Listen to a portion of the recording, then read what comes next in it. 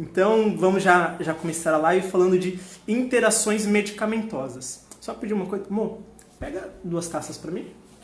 Estou aqui com a minha assistente, a minha mulher, a Laís. E ela ajuda aqui também. Quem assistiu a outra live de farmacocinética, talvez vai lembrar, mas eu gosto de fazer isso daqui, porque muitas pessoas esquecem também, porque tem pessoas novas na live, né? Então aqui, quem já assistiu a live de farmacocinética, tem que acertar essa pergunta. Olha, pessoal, eu tenho aqui 2 copos. Um copo com bem pouquinha água e um copo, vamos dizer, quase cheio, com mais água. Aqui eu tenho um medicamento muito conhecido por todos vocês, o paracetamol, que é um remédio usado para dor, para febre. E eu vou colocar um comprimido nessa primeira taça e um comprimido nessa segunda taça. Vocês estão vendo que o comprimido, um tem pouca água e o outro está sobre bastante água. Eu queria que vocês colocassem no comentário qual desses dois vocês acham que dissolve melhor. Só coloca se é o copo com pouca água ou se é o copo com muita água, com mais água. Coloca aí nos comentários, vão participando, que quanto mais vocês participarem, mais dinâmica a live fica, mais legal é para todo mundo e também mais vocês aprendem. Não tem problema se errar, é só a opinião de vocês. O que vocês acham? É o copo que tem pouca água ou é o copo que tem bastante água? Qual que vocês acham que o comprimido vai dissolver melhor? Enquanto isso, eu vou dando boa noite para quem entrou. A Flávia Luna entrou, uma ótima noite, Flávia. Felipe Pomarola, direto de São Paulo. Uma ótima noite, meu amigo. A Raquel, sempre presente. E vamos ver já aqui as respostas do pessoal. O Edson falou que é pouca água. A Michele disse que dissolve igual. Boa noite, Kelly. O Sandro disse bastante água. O Lorival falou com mais água. O Bruno Siqueira com mais água. A Laís com mais água. O que vocês acham? Mais alguém quer tentar? A Verônica com mais água. Muita gente assistiu a minha primeira live que eu falei de farmacocinética. Então, vocês não podem errar, porque eu lembro quem estava nessa live. A Verônica também falando com bastante água, a Luciana com muita água, a Letícia com muita água, a Kelly com muita água. A maioria de vocês disse com muita água. Alguns falaram com pouca água, então agora já vamos dar a resposta. E essa daqui, para mim, na minha opinião, é o primeiro erro que quase 90% dos pacientes cometem. O que eles fazem? Eles colocam a quantidade de água o suficiente para eles conseguirem engolir o comprimido. Então eles colocam bem pouquinha água, só para molhar a garganta, e engolem o comprimido. É claro que nos 2 casos vai dissolver, porém a absorção ela é muito melhor quando a gente coloca um copo cheio de água, que é aproximadamente 200 ml de água.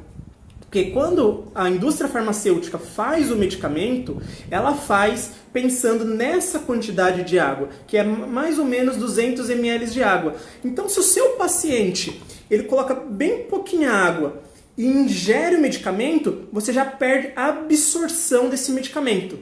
Só aí você já consegue orientar os seus pacientes. É engraçado porque quando eu falei isso, a minha tia falou: Rodrigo, eu ponho só um pouquinho de água, só o suficiente para o comprimido descer, e para mim já tá bom. Eu não sabia que a quantidade de água faz diferença. E por que faz diferença?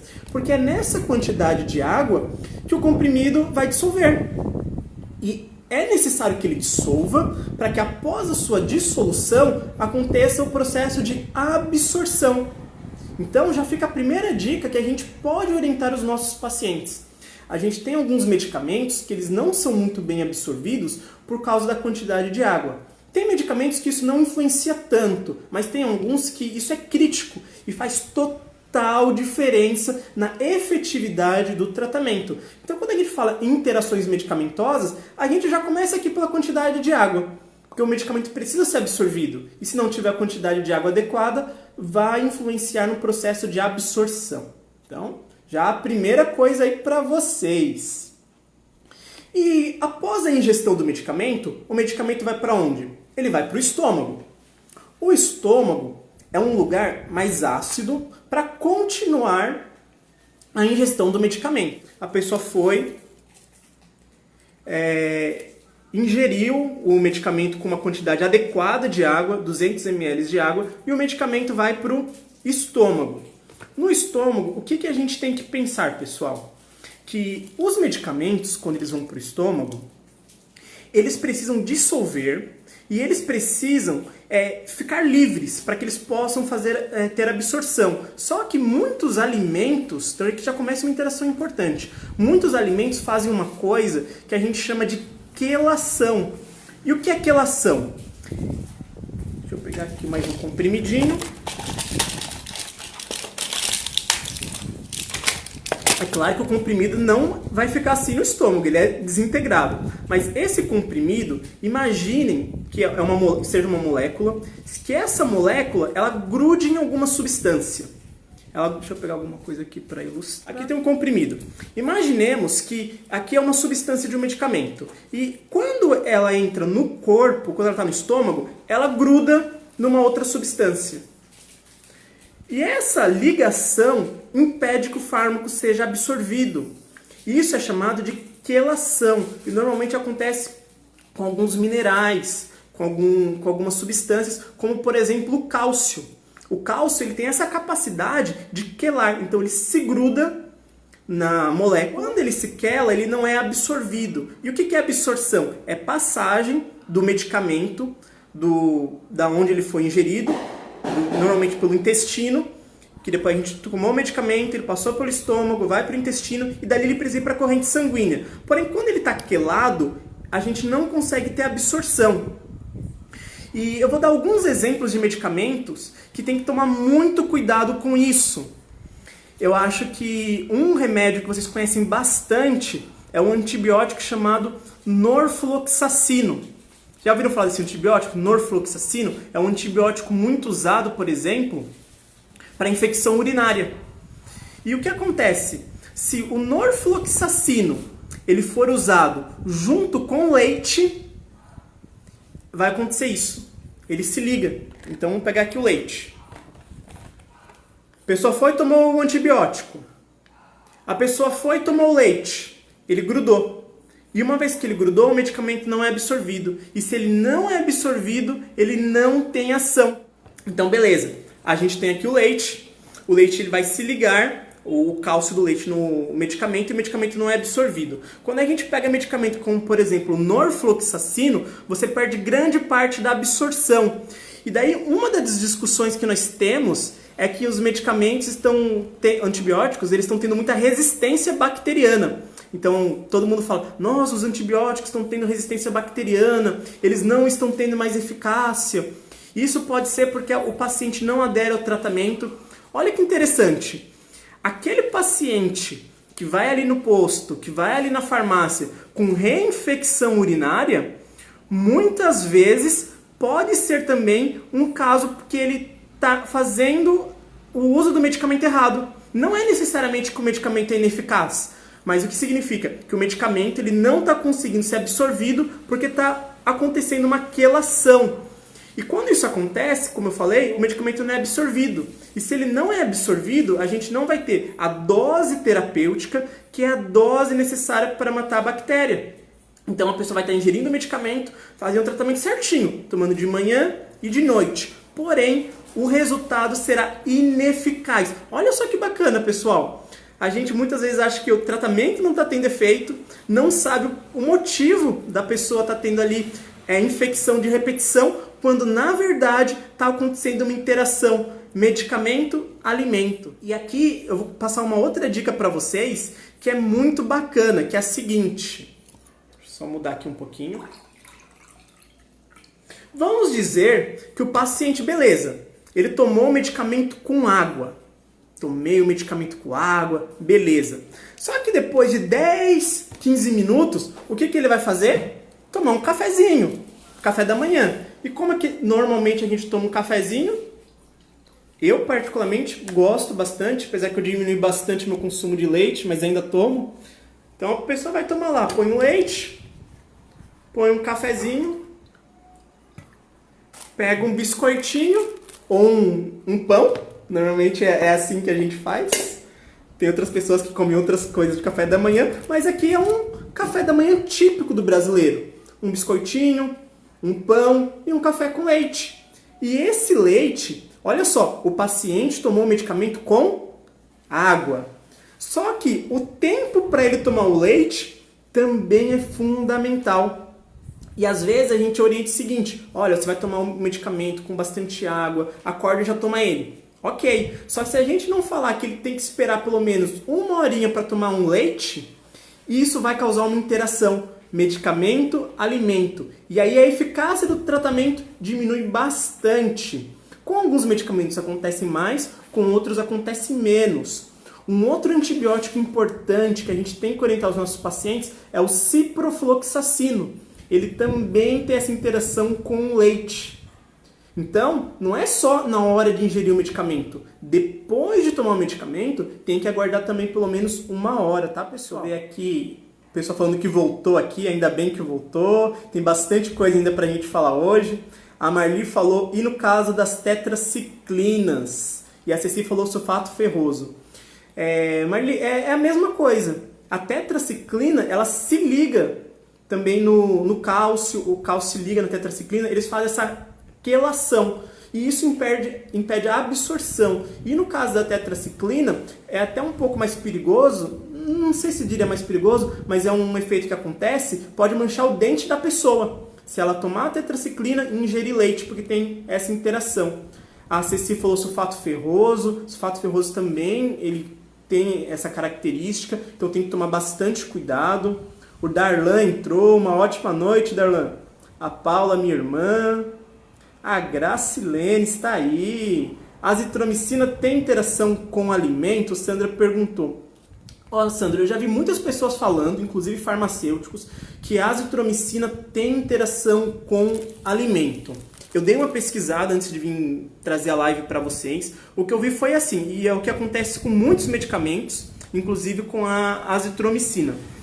Quando a gente se alimenta, muitas vezes o que vai acontecer? Você retarda a absorção, ou seja, o medicamento vai demorar mais tempo para chegar no sangue. Mas não necessariamente vai chegar menos medicamento, significa que vai demorar mais. Então, às vezes a gente vê assim, o alimento ele interfere na velocidade da absorção, mas não na quantidade absorvida. Esse é um caso da azitromicina. O caso de outros antibióticos também. Então, a grande maioria, normalmente acontece isso. E eu também não sei todos de cabeça, tá, pessoal? Eu olho, eu pesquiso também. Mas, de maneira geral, não só a azitromicina, a maioria dos medicamentos, o alimento ele não interfere na quantidade, e sim na velocidade. Salvo algumas exceções, como aqui a gente já falou algumas. Norfloxacino, ciprofloxacino, sulfato ferroso, entre outros, tá? O Darlan falou, lembrando que alguns medicamentos modificam o esvaziamento gástrico e que esse tempo de 1 hora pode ser elevado. Isso é verdade, é um outro tipo de interação que a gente é conhecido dos medicamentos, que eles retardam o esvaziamento gástrico. Então, sempre que retardar o esvaziamento gástrico ou até mesmo acelerar, a gente pode ter problemas na absorção. E daí, pessoal, a gente entra numa outra questão importante, que eu quero uma ajuda de vocês.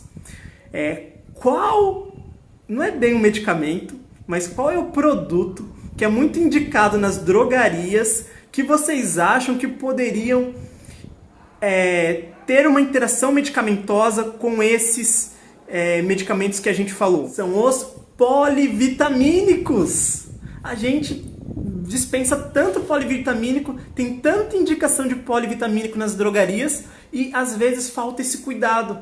Por quê? O polivitamínico tem o quê? Tem zinco, manganês, magnésio, cálcio, um monte de coisa.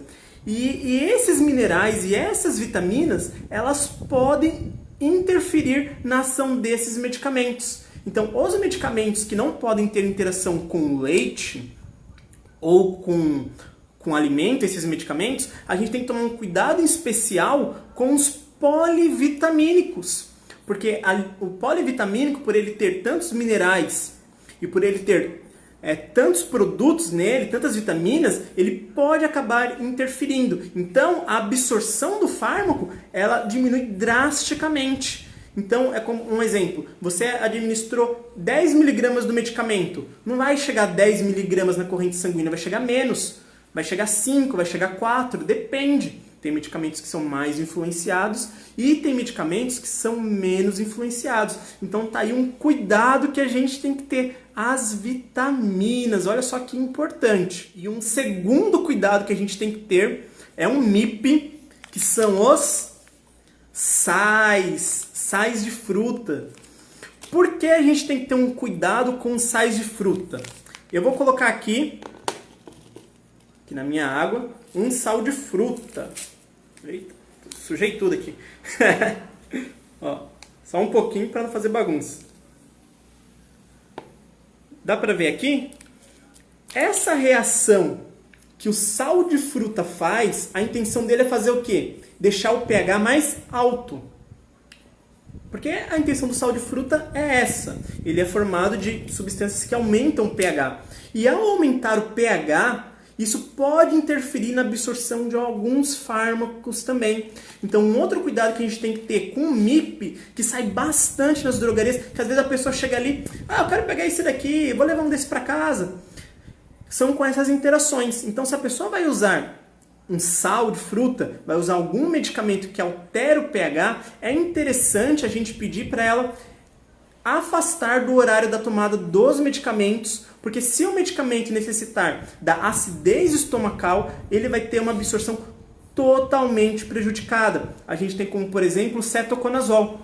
Cetoconazol é um medicamento que ele depende da acidez do estômago. Então, se o paciente vai lá, toma um medicamento, me deu uma queimação, me deu uma azia, e toma um sal de fruta, o que acontece com a absorção do medicamento? Reduz. Consequentemente, o efeito será muito menor. Então tá aí uma outra importância que a gente tem que ter todo um cuidado na hora de orientar esses pacientes. E tem também alguns medicamentos, pessoal, que eles precisam obrigatoriamente ser tomados em jejum.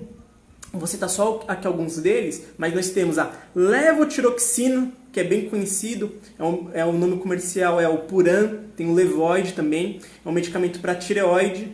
Nós temos também o alendronato de sódio, eu fiz um post recente. São medicamentos, se o paciente não tomar em jejum, a absorção dele é totalmente prejudicada. Então a gente sempre tem que redobrar essa atenção e orientar, olha, esse medicamento o senhor vai acordar, vai tomar o medicamento e vai aguardar meia hora, 1 hora, para depois se alimentar, para depois fazer alguma refeição, pois isso vai interferir na absorção do fármaco. Tem muitos pacientes que não conseguem resolver o problema, não é porque o medicamento não está funcionando, não é porque é genérico, mas porque está tendo ali uma interação medicamento-alimento. Então essas orientações de tomar o medicamento com a água na quantidade certa, ser tomado em jejum, e não só tomar em jejum, mas aguardar para fazer o uso, para tomar tomar leite, para se alimentar, isso faz total diferença no tratamento dos pacientes. E agora a gente vai para uma segunda fase. Então aqui a gente falou que o paciente ingeriu o medicamento, ele passou pelo estômago, passou pelo intestino. Aí um detalhe, os medicamentos normalmente eles são absorvidos mais no intestino.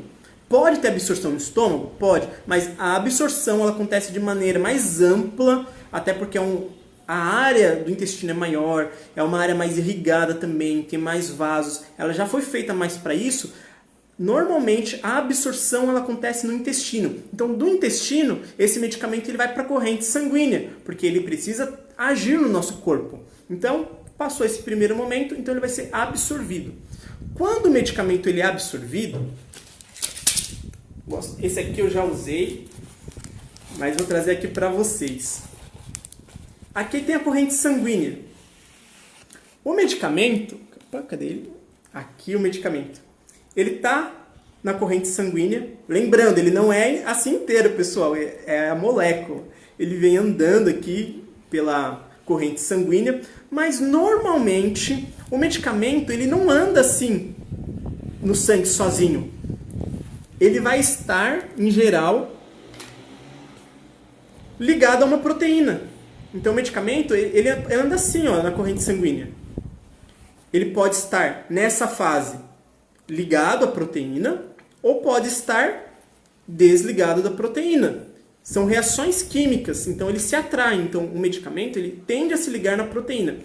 Tem medicamentos que ligam 50%, tem medicamentos que ligam 70%, tem medicamentos que ligam 99%. Varia muito de medicamento para medicamento.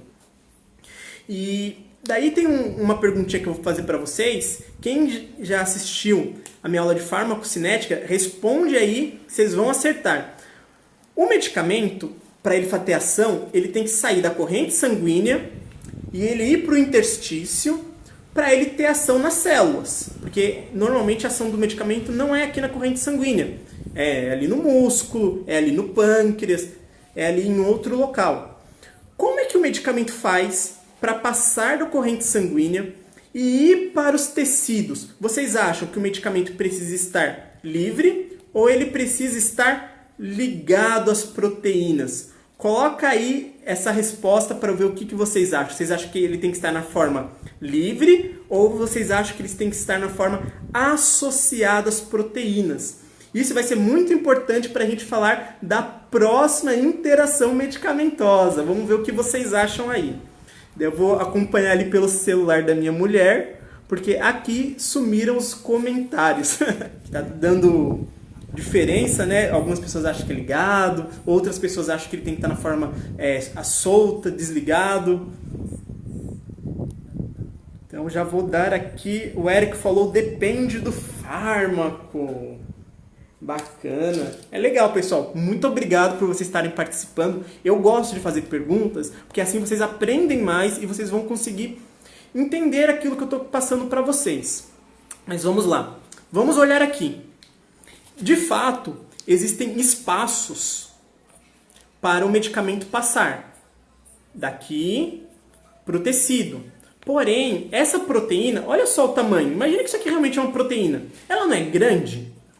É como se o fármaco ele não conseguisse passar quando ele está ligado às proteínas. Então, a gente fala que o fármaco ativo é o fármaco que está livre. Então, o fármaco que está livre é o fármaco que vai fazer o efeito. O fármaco que está ligado às proteínas é o fármaco que a gente fala que não vai ter o efeito terapêutico, porque ele não consegue passar e ir até os tecidos, e também porque ele precisa se ligar no seu receptor. Como é que ele vai se ligar ao seu receptor, vai fazer a sua ação se ele estiver ligado às proteínas? Então nós temos os fármacos em duas fases, tanto ele solto quanto ligado às proteínas, sendo que essa é uma ligação reversível. Então o que acontece na prática? O fármaco vai, ele está ligado, ele age. Fármaco que está ligado às proteínas, ele se desliga, daí ele tem ação, daí volta, se liga. Então, é um fluxo que acontece. Então, ora o fármaco está ligado às proteínas, ora ele está desligado. E o fármaco que está solto, que não está associado, é o fármaco que tem atividade terapêutica. Esse fármaco que está aqui ligado às proteínas, ele vai ser usado em algum momento? Vai ser usado sim, mas primeiro ele vai precisar se desligar. E conforme ele vai sendo desligado, ele vai... O Eric falou... Não, eu vi esse daqui, ó. Que falou que depende do fármaco, mas em geral, se você até souber algum fármaco que de repente haja ligado às proteínas, pode colocar aí a mensagem para a gente ver, tá? Mas de maneira geral, é o fármaco que está desligado, é o fármaco que tem um efeito terapêutico. Caso tenha alguma exceção, o Eric até mencionou ali, fique à vontade aí para colocar. O Darlan falou, me referi às proteínas carreadoras, albumina, por exemplo, até o sítio de ação. O Renato Moraes, o peso molecular dos fármacos associados dificultam. Darlan, mas essa proteína é a albumina mesmo. Quando o fármaco está ligado à albumina, ele não tem ação. ele vai ter ação quando ele se desliga das proteínas. Uma das proteínas que fazem essas ligações é a albumina, inclusive ela é a mais comum. E nisso a gente entra numa outra interação medicamentosa que pode acontecer, que é o desvio dessa ligação. Vamos imaginar o seguinte. E, mais uma vez, agradecer aí o comentário de vocês. Fiquem à vontade, tá, pessoal? Isso daí é uma conversa, é um bate-papo. O importante é que todos nós aprendamos juntos, tá? Então, o fármaco aqui, o fármaco A, ele se liga a essa proteína. Eu tenho um fármaco B aqui. Vamos dizer que esse daqui é o AS e aqui é a varfarina. A varfarina está ligada na proteína. O AS, ele se liga nessa mesma proteína do que a varfarina. E o que ele vai fazer? Ele desloca.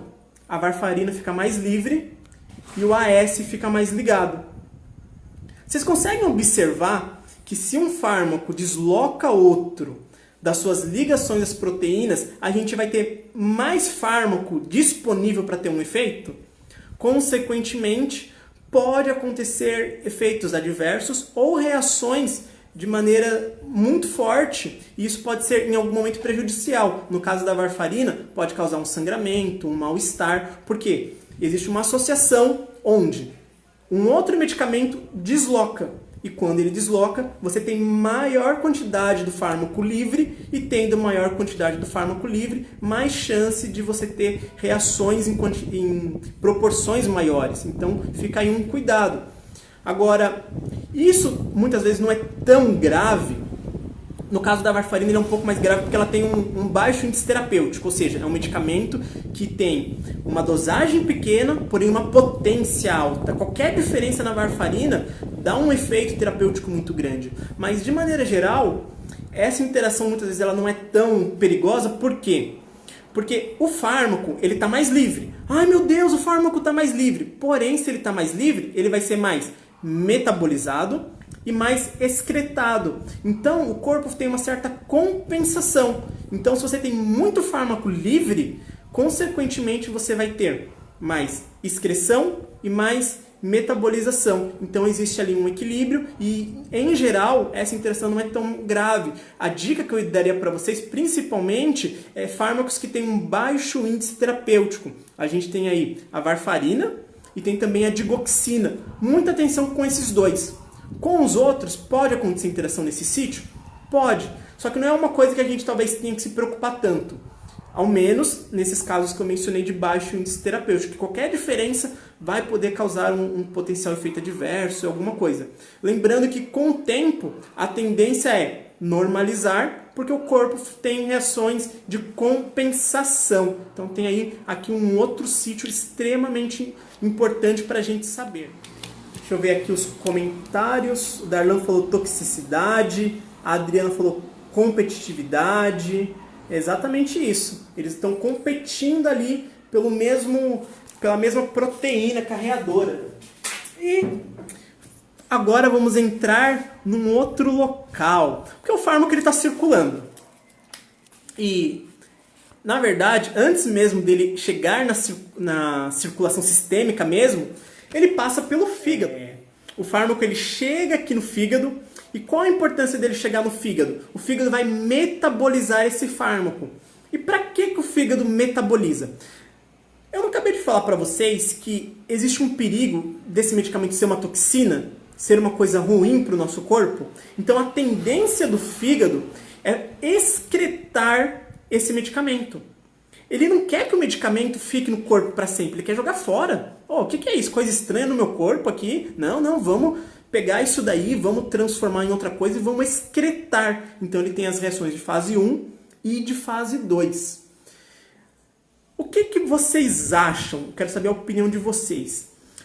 Para o fármaco ser excretado, ele tem que ser mais hidrossolúvel ou lipossolúvel? Ele tem que ter mais afinidade com água ou afinidade com gordura? Qual que vocês acham que é a função do fígado com esse fármaco? Deixar ele mais hidrossolúvel ou lipossolúvel? Vamos ver aí a resposta de vocês. Eu estou gostando, vocês estão participando, estão acertando bastante. Tem gente que tá errando, mas tá tentando. Vamos aí, pessoal, vocês estão indo muito bem, tá muito bacana lá. Todo mundo aí teve a mesma percepção. Hidrossolúvel, está corretíssimo.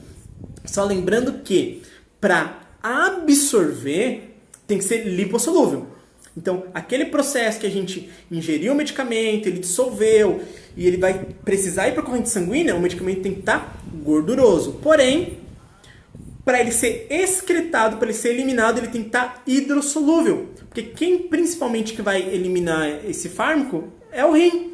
E o rim, ele trabalha com substâncias hidrossolúveis. Vai eliminar através da água, através da urina. Então vai eliminar aquele medicamento. Então a substância tem que ser hidrossolúvel. E é isso que o fígado vai fazer. Ele vai pegar esse fármaco aqui e vai fazer uma série de reações com ele, reações de oxidação, reação de hidrólise, e vai transformar esse fármaco em uma molécula mais hidrossolúvel. E quem faz isso no fígado são enzimas. E existem várias enzimas. São as enzimas da CYP450. Acho que talvez lá na faculdade vocês devem lembrar, nossa, CYP450. É isso que elas fazem. Elas fazem essa metabolização. Só que não existe só uma enzima. Existem centenas, milhares, são muitas. Eu não vou passar aqui a quantidade correta, mas são muitas. Agora eu não sei se são centenas ou milhares, mas são muitas mesmo. E cada enzima vai metabolizar um fármaco. Cada enzima vai trabalhar com uma substância. E pode acontecer de você usar um fármaco, que esse fármaco ele induz essa enzima. Por exemplo, fenobarbital, os anticonvulsivantes, fenitoína, carbamazepina. O que eles fazem? Eles pegam essa enzima que está no fígado e falam para ela assim: enzima, você vai ter que trabalhar mais. Vai ter que metabolizar mais. E o fígado, o que ele faz? Começa a produzir mais enzimas. Por quê? Porque esse medicamento, ele induziu essas enzimas, essas CYPs específicas, a trabalharem mais. Então, a pessoa que usa, por exemplo, medicamentos anticonvulsivantes, elas podem ter mais enzimas. E se elas têm mais enzimas, significa que vai ter uma metabolização maior. Daí que entra uma outra série de interações medicamentosas, que um medicamento, ao induzir as enzimas hepáticas, pode metabolizar mais um outro medicamento. Olha só que bacana! Então, até uma coisa para o dia a dia de vocês. O paciente usa anticoncepcional. E ele usa também carbamazepina, tem epilepsia. O que vai acontecer? A carbamazepina aumenta as enzimas hepáticas. Isso faz com que a quantidade que a gente tenha do hormônio usado como anticoncepcional diminua. E o que acontece com a mulher? Engravida.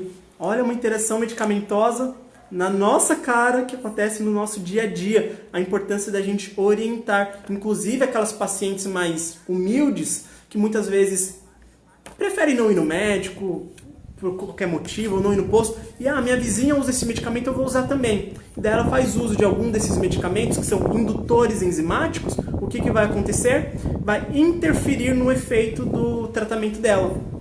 Um outro exemplo também que a gente tem que ter é um fitoterápico bem conhecido chamado erva de São João ou Hipericum. O que ele faz?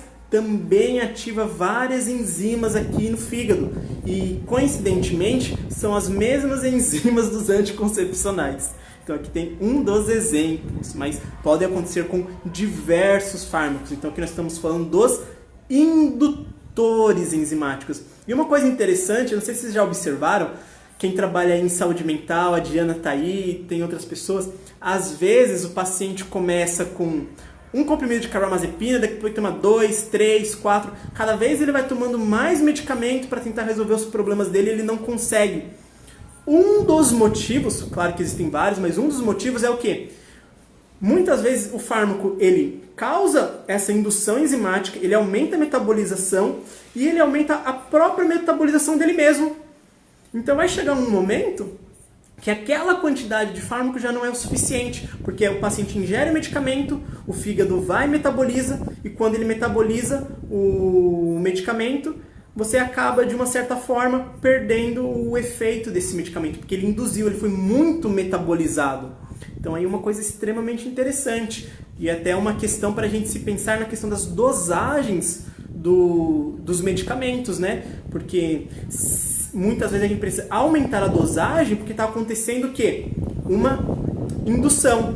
Então está induzindo as enzimas, você aumentando as enzimas, você precisa aumentar a quantidade do outro fármaco ou, em alguns casos, do próprio fármaco ingerido. Então aqui nós temos uma série de interações. E uma outra série de interações são os fármacos que fazem o contrário. Eles fazem a inibição. Eles pegam essa enzima que tem aqui no fígado e fazem com que o corpo não consiga ativar direito essas enzimas. Então essa enzima vai ficar inativa. Se essa enzima está inativa e eu preciso que um fármaco seja metabolizado, o outro fármaco não vai conseguir ser metabolizado.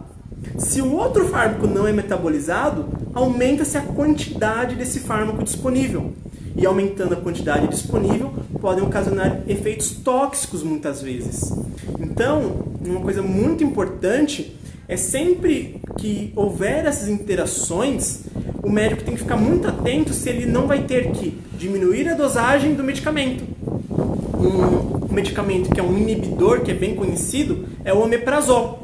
O omeprazol, que a gente sabe que é um medicamento extremamente usado, hoje em dia é um medicamento muito comum, ele causa o quê? Inibição de algumas enzimas hepáticas. E causando a inibição, você pode ter uma quantidade maior do fármaco disponível e ocasionalmente pode ter algum problema. Um exemplo que a gente tem é com diazepam. Coincidentemente, porque tem que ser a mesma enzima, tá, pessoal? São várias enzimas, mas coincidentemente, a enzima que o omeprazol inibe é a enzima do diazepam. Logo, o diazepam ele não vai ser tão metabolizado como ele seria se a pessoa não estivesse tomando o omeprazol. Daí você vai ter uma quantidade maior do diazepam, pode causar sonolência, causar algum problema nesse sentido. E só uma pegadinha, eu já vou até contar a resposta para vocês, mas foi até uma coisa que eu me confundi. Eu não sei se vocês já viram a interação omeprazol e clopidogrel, tem essa interação. E daí o que acontece? O efeito do clopidogrel é diminuído.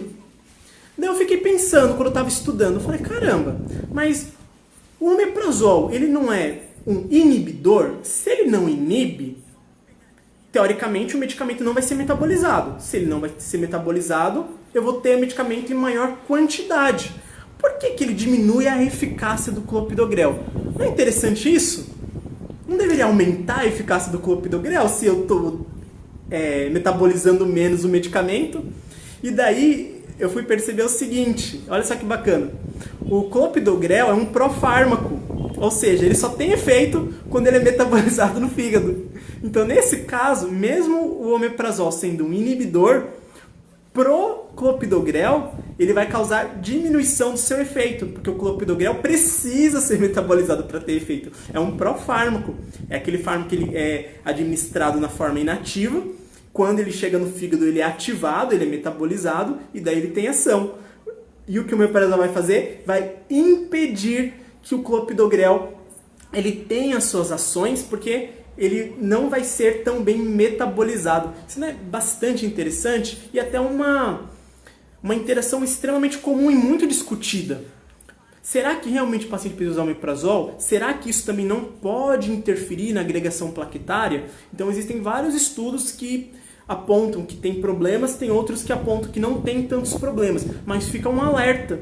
E a importância da gente entender o que é uma indução e uma inibição enzimática e qual diferença que isso vai fazer na vida do paciente. Agora a gente vai passando para outros sítios que acontecem também interações medicamentosas. Vocês estão vendo que as interações elas acontecem de várias formas e a gente tem que ter um entendimento de como o medicamento funciona, de como o corpo funciona, para conseguir associar e conseguir entender o que acontece. E quando a gente entende, até que não fica tão difícil. Uma coisa que é realmente difícil é a gente decorar todos. Isso não é necessário a gente saber todos. Mas a gente tem que ter um entendimento de como acontecem as interações, quais são as principais, quais são as mais relevantes para o meu dia a dia, pois isso faz a total diferença para a gente poder ajudar os nossos pacientes. Então a gente vai aprendendo, e vai aprendendo com eles também, vai aprendendo no dia a dia. Porque agora, o próximo grupo de interações medicamentosas que eu vou falar com vocês exige um pouco de conhecimento da parte de fisiologia também. Exige um pouco de conhecimento da parte de mecanismo de ação. E eu vou contar para vocês o que eu acho que é um dos maiores problemas do farmacêutico. Quando a gente é chamado para resolver um caso clínico ou para ver uma situação de um paciente, o que a gente faz? A gente pega a receita, olha todos os medicamentos e começa a procurar interação. Esse serve para isso, esse serve para aquilo, esse medicamento pode, esse medicamento não pode. A gente fica procurando interação, fica procurando problema nos medicamentos e a gente esquece de olhar o paciente. Esquece de olhar quais são os problemas de saúde que ele tem. E o correto, antes da gente olhar as interações, é entender quais são os problemas de saúde que o paciente tem. Quais são as necessidades dele? O que ele está apresentando? Porque senão a gente vai ter um monte de dado e não vai saber o que fazer com esse dado. O grande diferencial do farmacêutico é ele saber o que fazer com esses dados. É ele saber como utilizar isso em favor do seu paciente. Então a gente tem que ter muitas vezes essa sensibilidade de aprender com o paciente. A questão da história com o paciente. O paciente chegou para mim, imagina pessoal, eu lá no balcão da farmácia, e eu sou desse jeito com os pacientes, eu gosto de conversar, eu gosto de explicar para eles, eu gosto de orientar. E o paciente estava com uma receita de clonazepam, lá com talonário, e uma outra receita de diazepam. Eu falei, uai, o paciente usa clonazepam e diazepam. Eu acho que é natural, no primeiro impulso, a gente como farmacêutico, a gente já falar que não pode, né? Isso não pode não, vai misturar 2 medicamentos que agem em mesmas vias, é perigoso, sei lá o quê. Mas uma coisa que eu aprendi, pessoal, que faz assim muita diferença na minha vida, é eu ter esse olhar para o paciente. Então, antes de eu falar que não pode, ou que está certo ou que está errado, eu fui conversar com essa senhora. Eu falei, olha, você usa esses 2 medicamentos, como é que você está se sentindo? Você está bem? Daí ela falou assim para mim, olha, eu vinha muito mal mesmo. Eu vinha de vários problemas, de síndrome do pânico, depressão. Eu estava realmente mal. Você acha que eu tomo muito tomando esses 2 medicamentos? Eu tomava mais de 10.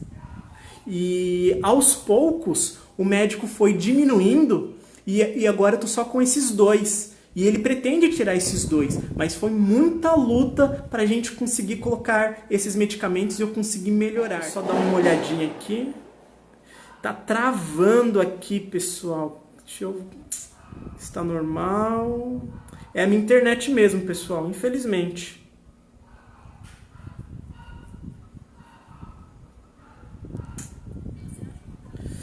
Acho que aqui voltou, mas tá caindo mesmo.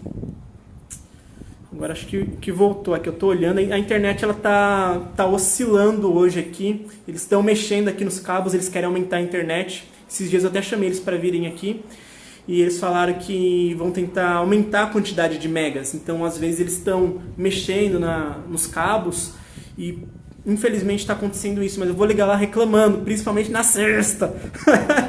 É o dia da live, não pode cair. Oh meu Deus, mas eu vou repetir a explicação.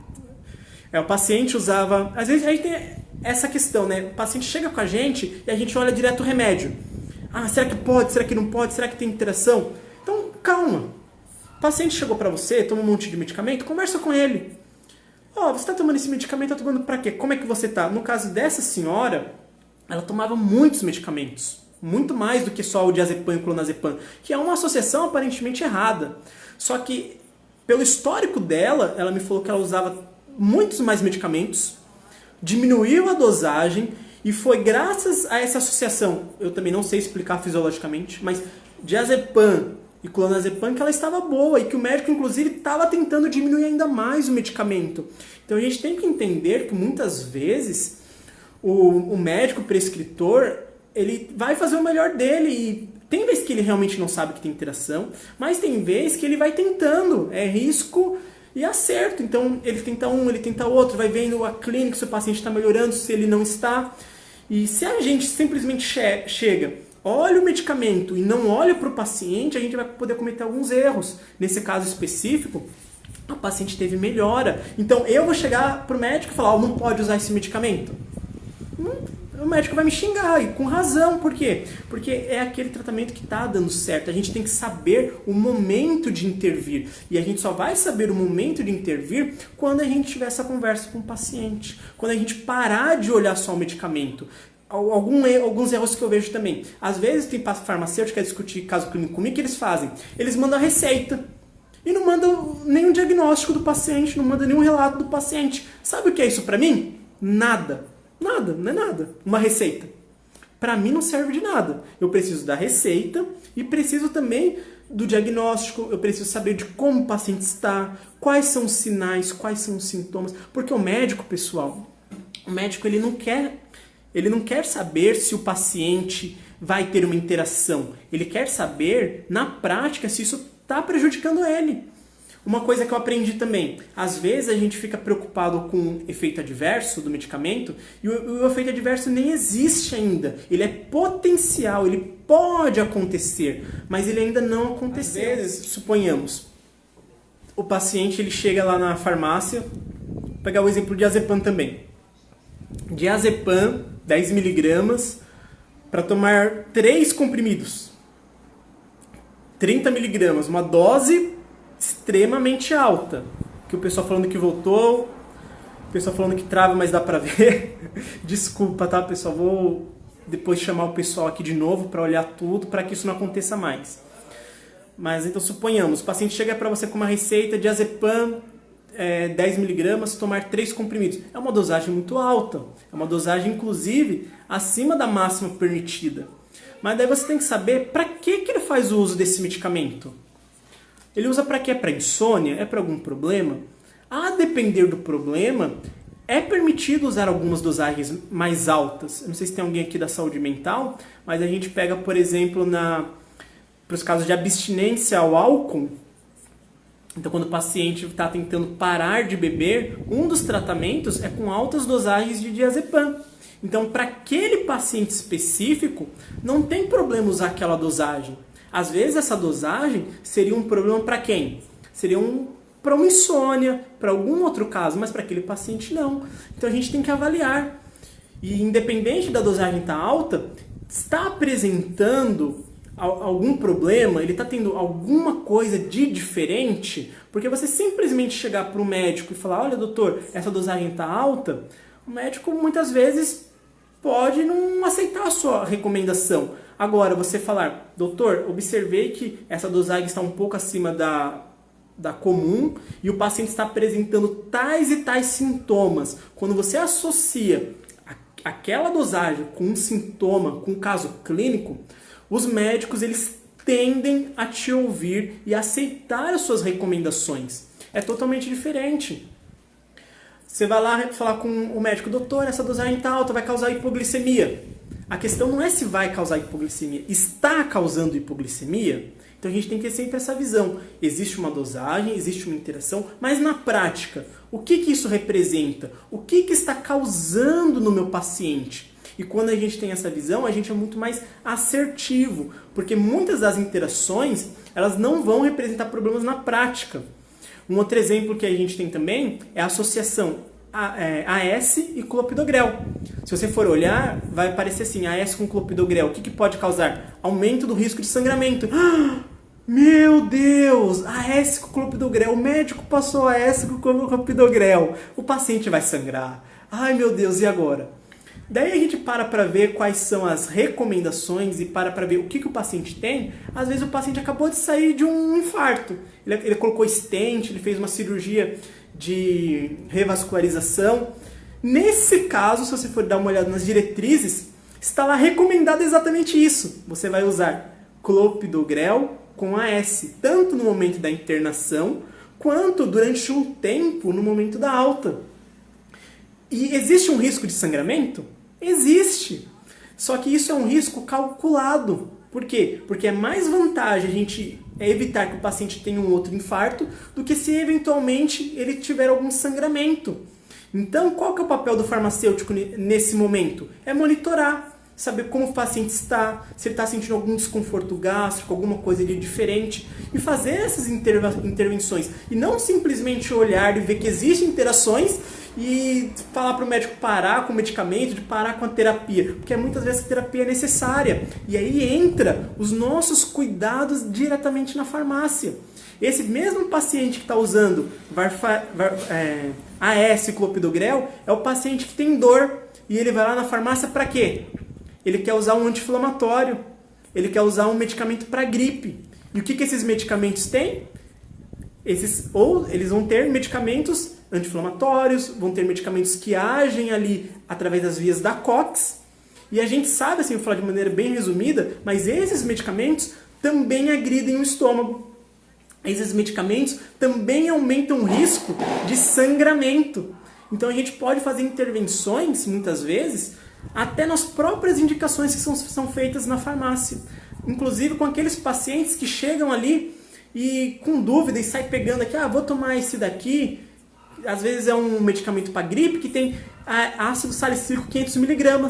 Daí é um paciente que tem um risco de sangramento que está usando um MIP que tem ácido salicílico. Ou seja, aumenta o risco de sangramento. Então são interações que a gente precisa entender como elas funcionam para poder ajudar o paciente. Mas a gente tem que, primeiro, observar, conversar com o paciente, entender o caso clínico, entender o que está acontecendo, para assim fazer as intervenções.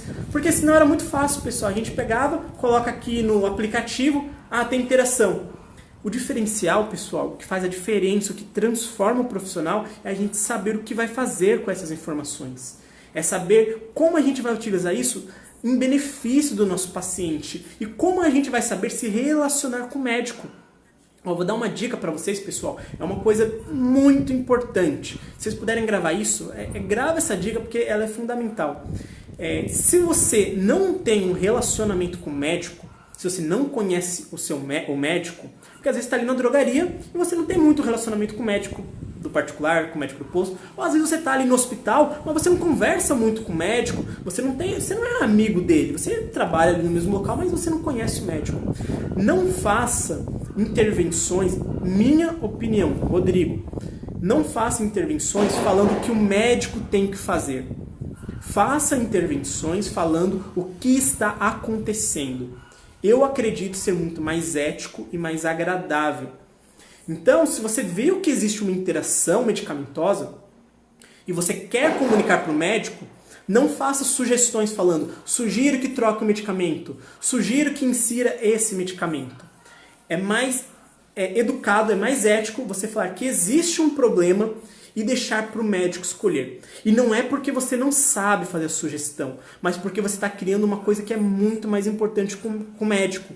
Que não é você mostrar que você sabe, é você criar um vínculo com ele. Porque quando você cria um vínculo com ele, o médico vai pensar, aquele farmacêutico realmente sabe. Ele não está querendo tirar o meu lugar, ele está apontando um problema real.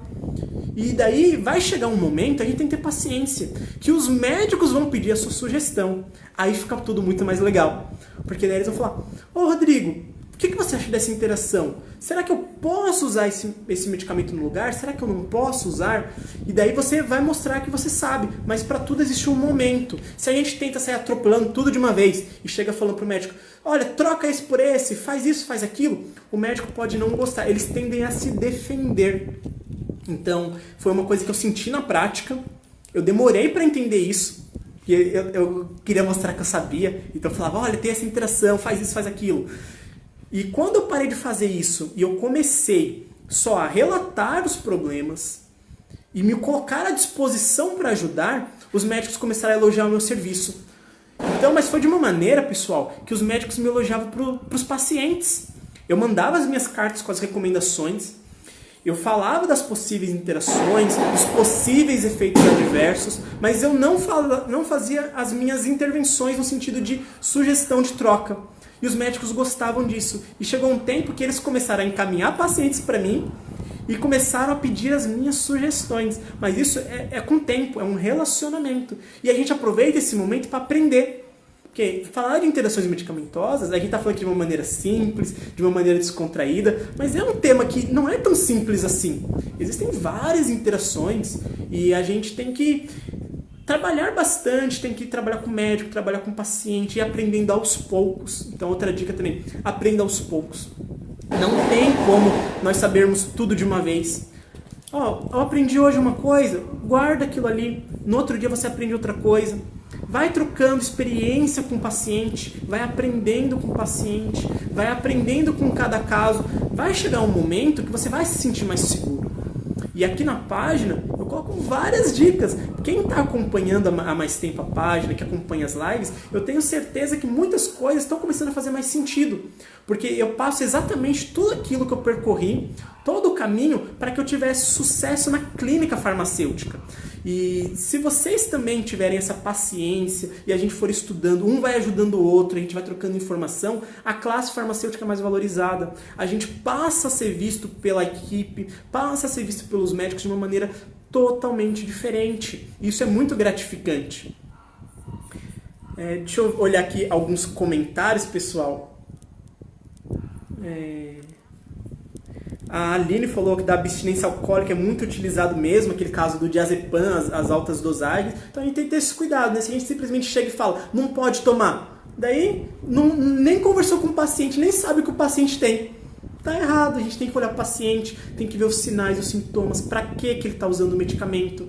Às vezes o paciente A não pode, o paciente B pode. Isso varia muito. A Diana falou sim na fase de desintoxicação do álcool. Começa com altas dosagens e vai reduzindo aos poucos. A Raquel falou, repete essa live na próxima sexta, muito boa. A gente pode repetir sim, e aqui a gente só deu uma falinha pequena. Esse tema é muito amplo, pessoal. Tem muita coisa boa que a gente pode falar, muita coisa que a gente pode aprender junto. Eu vou trazer de novo essa live, talvez não nessa sexta, porque tem outras lives que o pessoal está pedindo, mas eu vou trazer muita coisa bacana para vocês usarem no dia a dia, coisa de interação, coisas para vocês falarem para o paciente que vai fazer total diferença. A Adriana falou risco, benefício total, Adriana. A Verônica falou, coloca no YouTube. Eu vou colocar no YouTube. Mas, pessoal, então se inscrevam no YouTube. Sabe por que eu não coloco vídeo no YouTube? Sabe quantos seguidores eu tenho no YouTube? Acho que 183. Então, às vezes eu fico um pouco vou ser sincero, pessoal, eu fico um pouco de preguiça de colocar no YouTube. Porque dá trabalho, você tem que fazer capas, você tem que escrever texto. E eu estou investindo muito mais no Facebook e no Instagram, porque é onde eu converso com vocês. Mas eu vou sim colocar no YouTube. Mas se inscreva no meu canal do YouTube. A Ceci perguntou qual o aplicativo. Eu vou dar o nome de 2 aplicativos que eu gosto bastante. Depois eu posso até fazer um post falando. Um chama Epócrates. Então é bem simples. Depois que você baixou ele, você vai colocar o seu e-mail, vai colocar o seu nome, sua profissão. Só que ele é em inglês, tá, pessoal? Mas muita coisa dá para entender. Então um deles é o Epócrates. E o que ele é legal? Você coloca o nome de um medicamento, você coloca o nome do outro embaixo e ele já dá se há interação ou não e fala qual que é a intervenção que tem que fazer e se essa interação ela é grave ou se ela não é grave. Então é bem bacana. Um outro aplicativo chama Medscape. É Medscape. Acho que é assim, Medscape. É tão bom quanto o Epócrates. E tem um outro também que é um site, que é o drugs.com. Você joga lá drugs.com no Google e daí você consegue lá colocar o nome dos medicamentos e ele fala se tem interações. Então vocês já vão olhando ali, vão vendo. Mas assim, pessoal, sem se assustar, interação medicamentosa é um tema complexo. Eu passei um pouquinho hoje aqui, que eu falei, a gente poderia fazer várias lives, várias coisas. Eu já estou terminando a live, que a gente já está aqui passando um pouco do horário, mas só para vocês verem como esse tema é abrangente, como esse tema é longo. Mas tem muita coisa de proveitosa que a gente pode tirar. O Eric perguntou, tem uma dúvida aqui, Rodrigo, sobre antibiótico. Não sei se eu vou conseguir responder agora, Eric. Mas tenta colocar aí. A Isilda falou que travou, acho que já voltou. O Eric falou, no caso, é dito na bula que o levofloxacino não tem interação com alimento, mas é afirmado na mesma que tem interação com minerais. Minha dúvida no caso, quando o alimento sofre hidrólise, as moléculas podem formar quelatos? Vamos pensar aqui, então. Às vezes, eu não sei esse caso, eu posso depois dar uma olhada melhor, mas o que acontece? Eu até mencionei isso no começo. Às vezes não tem interação de ligação, interação de quelação. Às vezes a interação que acontece com o alimento, eu tenho que até confirmar isso, mas o que provavelmente acontece é de diminuir a velocidade de absorção. Então tem muitos medicamentos que quando eles são usados com alimento, você diminui a velocidade de absorção, porém a quantidade absorvida não é influenciada. Então, nesses casos, não é um problema tão grande. Então, quando eles falam assim, pode, interage com o alimento, mas não interfere na absorção. Em geral, não tem um problema tão grande nesses casos. É claro que a gente tem que olhar caso a caso, que nem eu falei. Eu também tô aprendendo. Nossa, já não basta a live caindo, vem um barulho também. É porque eles estão gostando da live, por isso estão soltando fogos. Mas é isso que a gente tem que analisar. Qual que é a interação que acontece com o alimento? É na quantidade absorvida ou é na velocidade? Normalmente quando é na velocidade não tem tanto problema. Daí a gente analisa um por um, a gente vai vendo, olha em mais de uma referência. Às vezes a gente olha numa referência e não está falando tão bem, daí a gente olha numa outra referência. Na pior das hipóteses, o paciente está usando o medicamento com um alimento e não está dando resultado, isso passa. Vamos olhar para o paciente. Às vezes pode até não estar escrito nada na literatura, mas vai saber, né? Às vezes dá resultado. As pessoas têm também diferenças individuais, né? Então são coisas importantes para a gente estar de olho. A Ceci agradeceu, a Adriana colocou aqui drogs.com, a Gisele gostou bastante, a Ellen deu os parabéns pela live, a Gisele também falou que a sexta foi muito boa. A Rosenilda chegou agora. Ah, que bom que você pegou algumas informações. Então, que bacana. Depois eu vou passar direitinho o nome dos aplicativos para vocês, pessoal. Vou fazer um post. Eu só vou já ir finalizando a live, porque nós já passamos do horário. E se deixar, a gente fica aqui até 11 da noite, meia-noite, porque o tema é vasto, é um tema extremamente rico. Eu quero agradecer aí a paciência de vocês, muito obrigado mesmo. A live caindo, vocês fortes aí, aguentando aí, esperando, e conseguimos aí fazer uma live muito boa, uma live muito proveitosa. Vocês participando bastante, que nem eu falei, foi só um pouquinho que a gente falou hoje, dá pra falar muito mais. Toda sexta a gente tem live aqui. E às vezes a gente pensa assim, Rodrigo, eu vou fazer uma live de antibiótico, eu vou fazer uma live de, deixa eu ver, anticoncepcionais. Isso eu não preciso saber. Só que um tema se liga no outro. Vocês vão começar a perceber que é tudo muito ligado. E o conhecimento, pessoal, não é uma coisa isolada. Eu vou saber isso e eu vou ser o fera nisso. Não.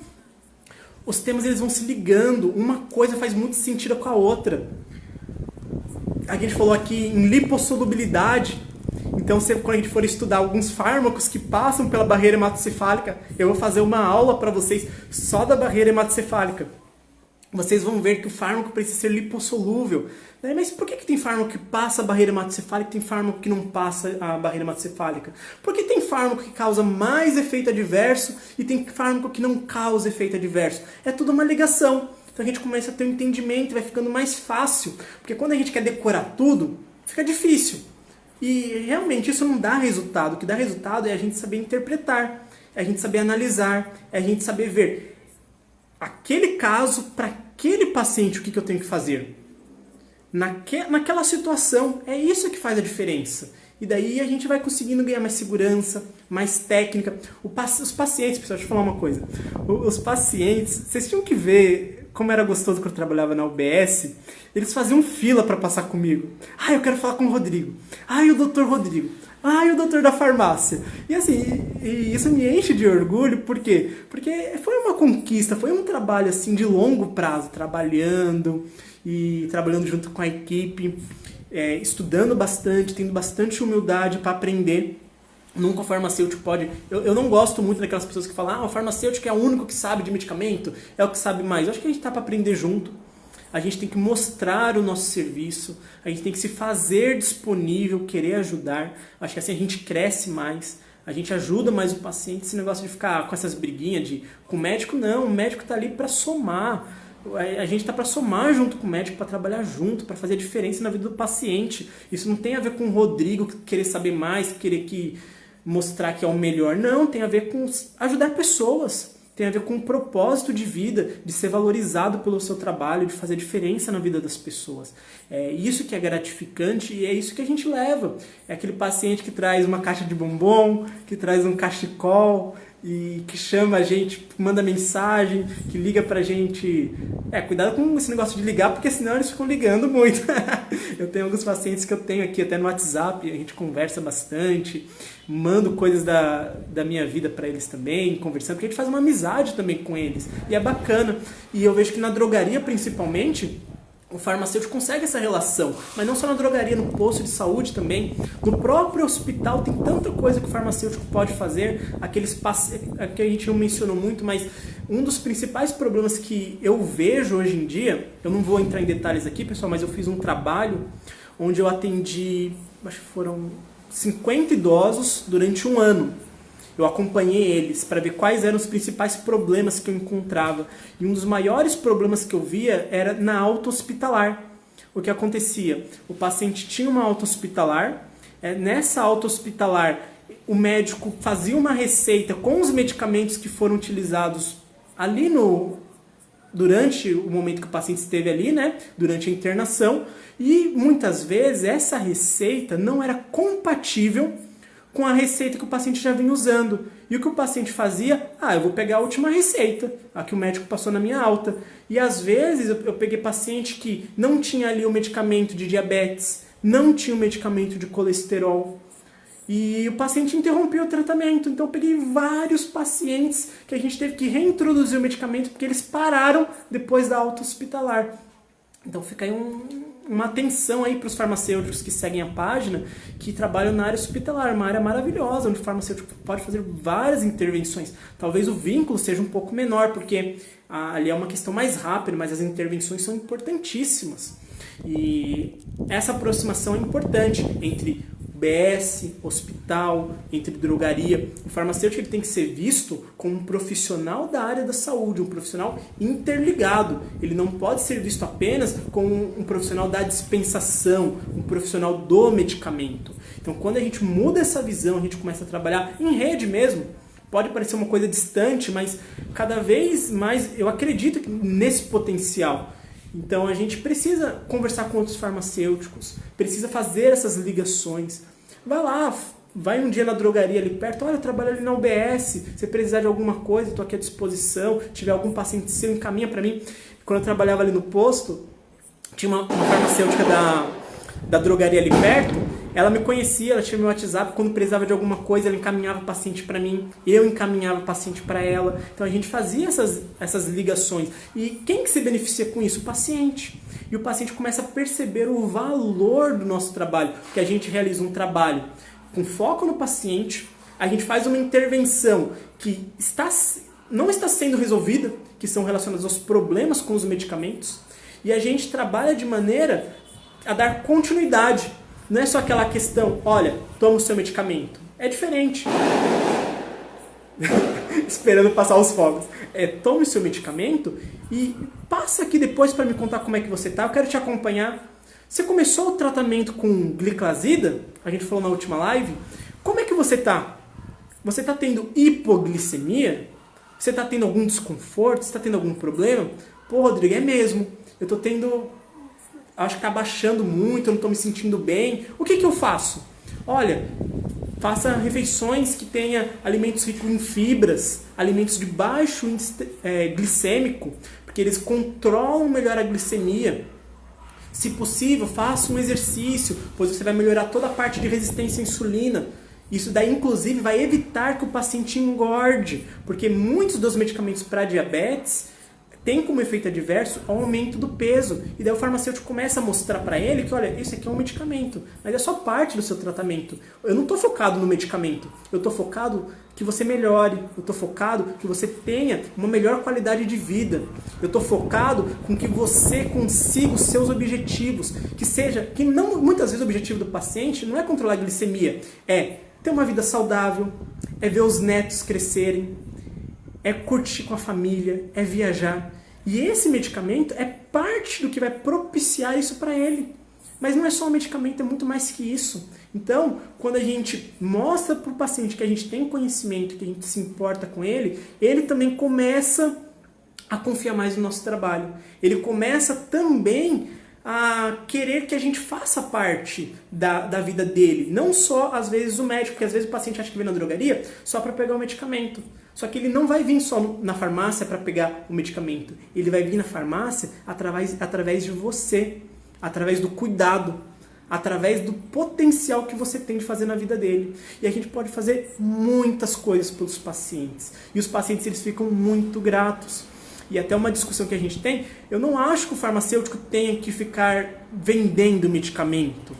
Ele tem que fazer indicações necessárias, quando for preciso, com foco em melhorar a qualidade de vida do paciente. E eu tenho certeza que um farmacêutico que tem conhecimento, que tem segurança e tem técnica, ele não precisa ficar correndo atrás de venda. Por quê? Porque os pacientes vão correr atrás dele.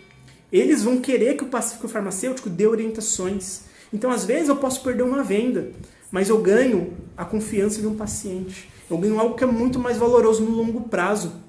E no longo prazo, isso que dá resultado. Algumas drogarias já estão percebendo isso, estão mudando a filosofia.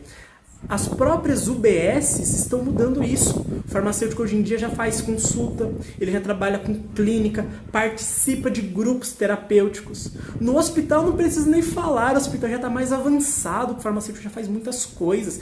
A cada vez e a cada momento, a área para o farmacêutico melhora. Só que isso depende também o quê? De nós. Depende de nós termos o conhecimento, de nós podermos fazer a diferença na vida das pessoas. Porque se nós não mostrarmos isso para o gestor, se nós não mostrarmos isso para a equipe, eles não vão falar, você precisa fazer isso. Esse é o papel do farmacêutico. Somos nós que temos que mostrar isso para eles. Porque quem que não vai querer isso? Um trabalho desse, onde a gente faz diferença na vida das pessoas, onde a gente fideliza os nossos clientes através do quê? De um atendimento humanizado, através do conhecimento. Isso é bom para todo mundo, isso faz a diferença na vida das pessoas, e isso é o que eu tento passar um pouco para vocês aqui nos posts que eu coloco aqui para vocês, nas lives. A gente precisa estar como classe, uma classe unida que faça essa diferença, pois aí sim todos serão valorizados. Falei, viu? Acho que é um momento de inspiração. Deixa eu dar uma olhadinha aqui nos comentários.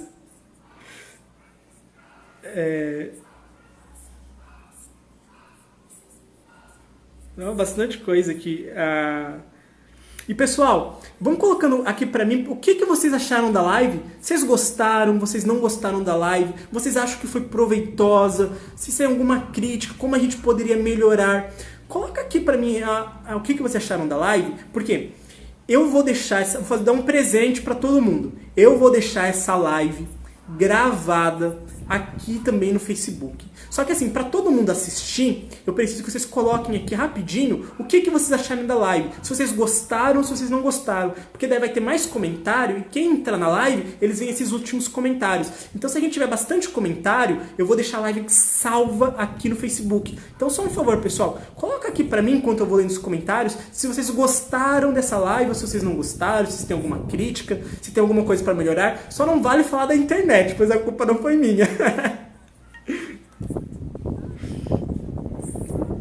A Gisele falou que gostou, que eu já tinha falado, a Ellen, né? O Gilvan também gostou bastante. Deixa eu ver onde eu parei. A Bruna falou que a primeira live que assistiu gostou bastante. Tem live toda sexta, tá, Bruna? Será um prazer, uma honra te ter aqui nas lives. A Diana gostou bastante. A Kizzy também gostou. A Adriana sempre presente. Eu lembro da Adriana que ela uma vez pediu para fazer um post de metformina. A Lulis, eu não sei porquê, mas eu tenho a sensação que eu conheço a Lulis. A Lulis sempre presente aqui nas lives, chegou atrasada.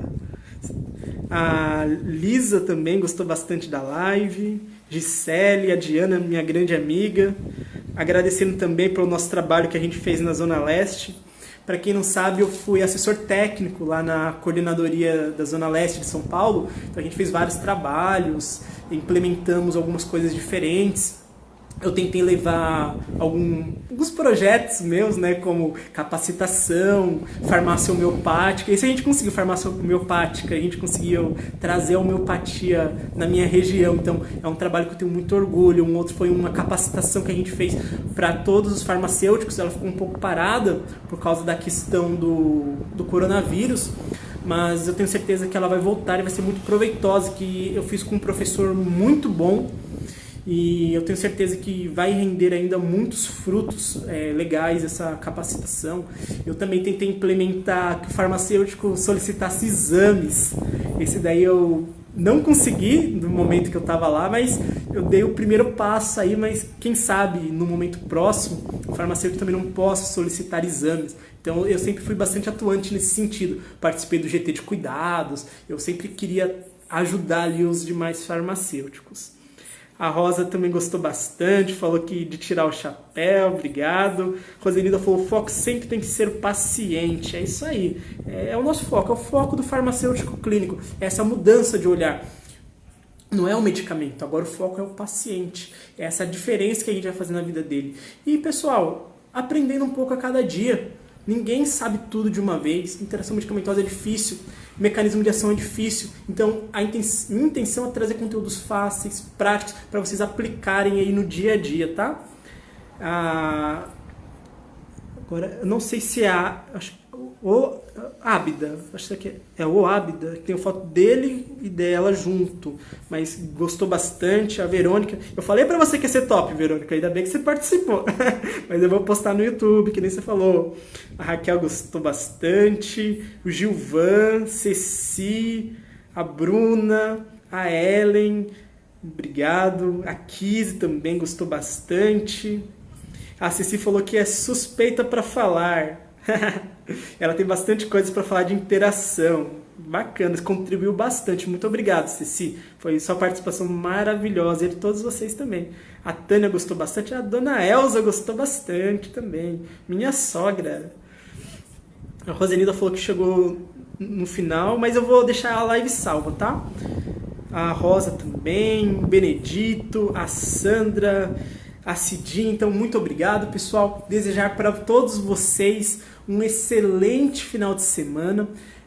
Durante a semana eu vou trazer vários posts também. Vão acompanhando, mesmo se vocês não entenderem tudo, não tem problema.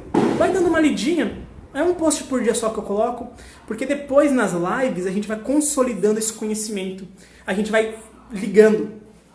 O Rodrigo falou da absorção, o Rodrigo falou de vasodilatação, vasoconstrição. Mas agora como é que eu uso isso para o meu dia?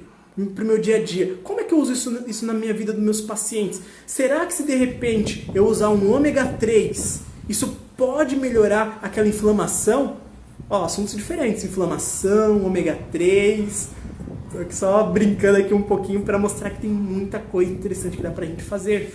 A gente vai falar de saúde mental também. Mas olha, esse medicamento potencializa o efeito daquele. Será que não é por causa disso que o paciente está tendo essa sedação excessiva? Então, a gente vai aprender. Então, mais uma vez, muito obrigado. Desejo que todos fiquem com Deus. E a live vai ficar salva aqui no Facebook. Vocês colocaram bastante comentário, o pessoal vai vendo. E eu vou postar no YouTube também, tá? Se inscrevam lá também no canal do YouTube. E mais uma vez, muito obrigado pela paciência, muito obrigado pela participação. Foi muito boa a live. Até mais, um ótimo final de semana para todos vocês.